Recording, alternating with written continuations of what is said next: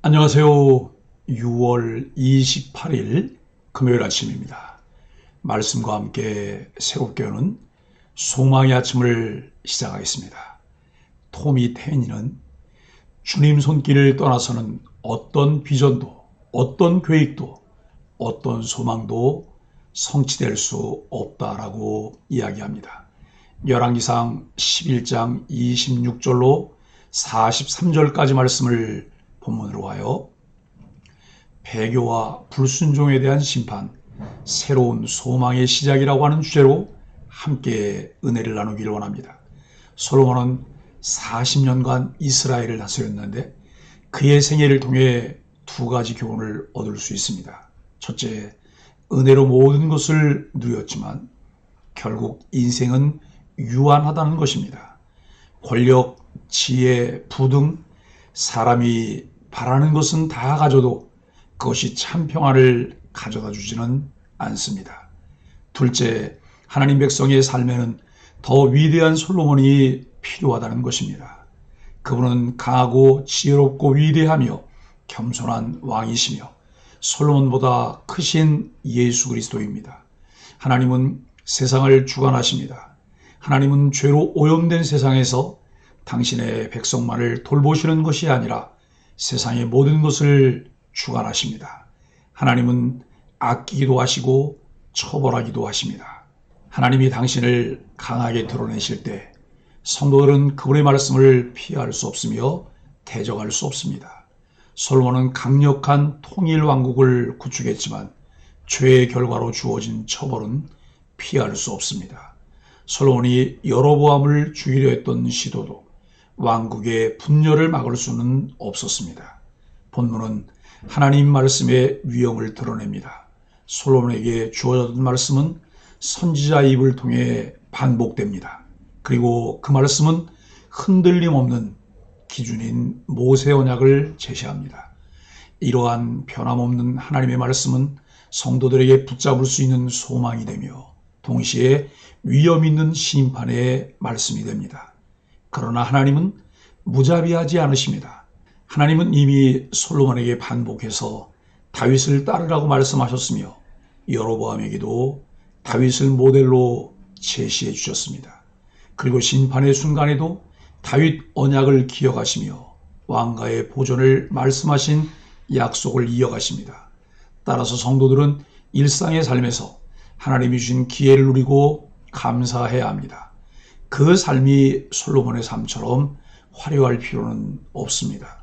고대 근동의 패권자로 위세를 떨쳤던 솔로몬은 말씀에 순종하지 못해 실패로 삶을 마무리했습니다. 지혜가 충만한 것은 하나님의 선물이지만 그 지혜를 올바르게 활용하기 위해서는 순종하는 삶의 자세를 필수로 갖춰야 합니다. 우리의 일상 자체가 선물입니다. 주어진 수많은 선물이 있지만 그것을 잘 활용할 수 있는 삶은 하나님께 순종하려는 지혜로운 삶의 자세입니다. 26절로 36절은 여로보암을 선택하신 하나님입니다. 솔로몬에게 하닷과 르손에 이어 세 번째 최종적인 대적이 일어납니다. 그는 여로보암입니다. 그는 원래 솔로몬의 신하였습니다. 그를 키워준 사람이 다름 아닌 솔로몬입니다. 그는 솔로몬의 건축에 참여했고 뛰어난 업적을 보여주었습니다. 청년임에도 불구하고 부지런함으로 인정을 받아 요셉 족속의 일, 곧 큰 일을 맡았습니다. 그가 에브라임 지파 출신으로 북이스라엘에서 세력을 얻을 수 있었던 것은 이러한 일들이 계기가 된 것이 분명합니다. 솔로몬은 여로보암의 실력과 성과는 봤지만 그의 마음은 보지 못했습니다. 여로보암의 마음이 하나님을 향하고 있는지 아닌지 살펴보지 않았습니다. 솔로몬 자신의 마음이 하나님에게서 돌아서서 나뉘었는데 다른 사람의 마음이 보일 리가 없습니다. 그는 오직 유능한 사람을 세워 성과를 내는 것에만 마음이 있었습니다. 우리는 무엇을 바라보며 살아가고 있습니까? 눈에 보이는 성과입니까? 아니면 눈에 보이지 않지만 영원한 하나님의 나라입니까? 10길 물속은 알아도 한 길 사람 속은 알 수 없다는 격언이 있습니다. 그렇습니다. 사람은 사람을 알 수 없습니다. 그에게 얼마나 하나님의 성품을 닮은 진실함과 충성하는 태도가 있는지를 살펴보는 것은 참 어려운 일입니다. 이 역시 하나님께서 잘 준비되는 사람들을 붙여주시도록 기도하며 정도를 걸어가는 것이 필요하다는 것을 깨닫게 됩니다. 선지자 아히야가 여로보암을 만나 예언을 전합니다. 첫 번째는 하나님이 솔로몬의 죄악을 심판하심으로 여로보암이 왕이 된다는 것입니다.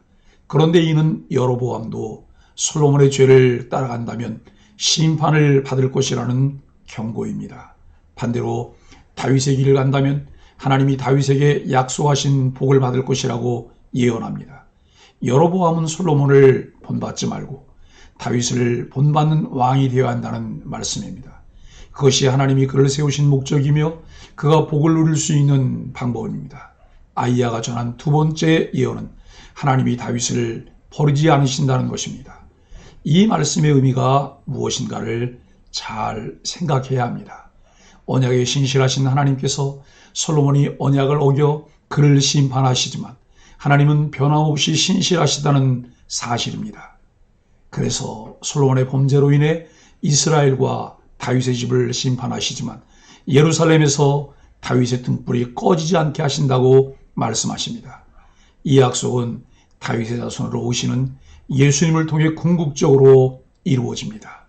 하나님은 다윗을 통해 하나님의 나라를 이루시며 예수님을 통해 영원한 통치를 완성하십니다. 사람의 죄악은 우리를 절망하게 하지만 하나님의 약속은 우리를 소망 가운데 다시 일어서게 합니다. 이런 일들이 알려지자 솔로몬이 여로보암을 죽이려 합니다. 우리들이 관심 있게 지켜보며 배워야 할 것은 하나님의 주권과 섭리입니다. 여로보암이 10지파를 다스릴 왕이 되는 것은 하나님이 솔로몬 왕국을 징계하시는 한 방법입니다. 그러나 솔로몬은 자신의 힘으로 그것을 막아보려고 합니다. 어리석은 짓입니다. 아프지만 하나님의 주권과 섭리를 인정하고 받아들여야 하고 하나님 앞에서 자복하며 회개해야 합니다. 그러나 솔로몬이 취한 태도는 하나님이 하시려는 일과는 상관없이 자신의 소견대로 합니다. 그에게 꼭 필요한 것이 있다면 하나님의 자비와 긍휼하심입니다. 여로보암은 애굽으로 도망가서 솔로몬이 죽을 때까지 기다립니다. 또다시 애굽은 솔로몬과 이스라엘의 대적을 품고 키우는 장소가 됩니다. 이런 애굽과 솔로몬은 친밀하게 지내기 위해 바로의 공주를 후궁으로 들이고 그를 위해 산당도 지어주는 어리석은 짓을 했습니다. 솔로몬은 누구보다도 지혜로운 왕이었습니다.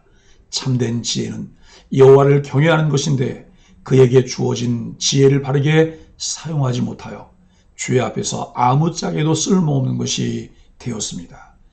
여로보암을 죽이려는 솔로몬의 시도는 실패합니다.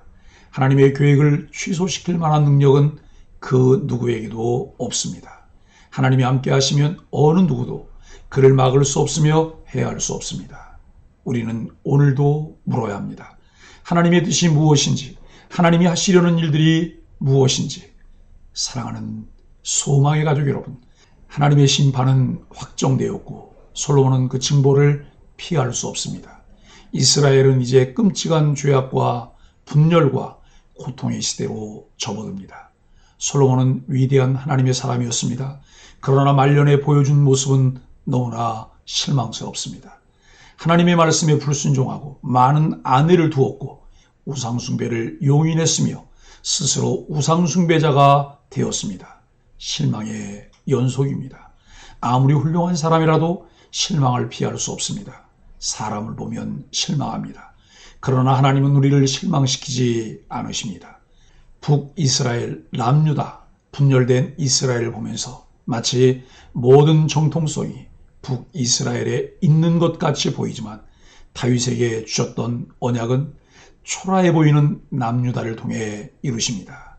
하나님 안에만 소망이 있습니다. 사람의 생각으로는 도저히 불가능해 보이지만 하나님께서는 오늘도 하나님의 주권으로 섭리하시며 하나님의 일을 이루십니다. 하나님의 주권과 섭리를 믿기 때문에 하나님의 말씀을 따라 정도를 걸을 수 있는 소망의 가족들이 되기를 예수 그리스도 이름으로 간절히 축복합니다. 함께 기도하겠습니다. 하나님, 사람의 칭찬 한마디에도 태산같이 높아지는 우리 마음의 교만을 봅니다. 우리에게 있는 것은 모두 하나님이 주신 것임을 늘 기억하며 자랑의 근원을 하나님 안에서 찾게 하여 주옵소서. 코끝에서 호흡이 사라지는 순간까지 우리 자신은 부인하고 하나님만 높이는 지혜로운 하나님의 사람이 되게 하여 주옵소서. 예수님의 이름으로 간절히 기도합니다. 아멘.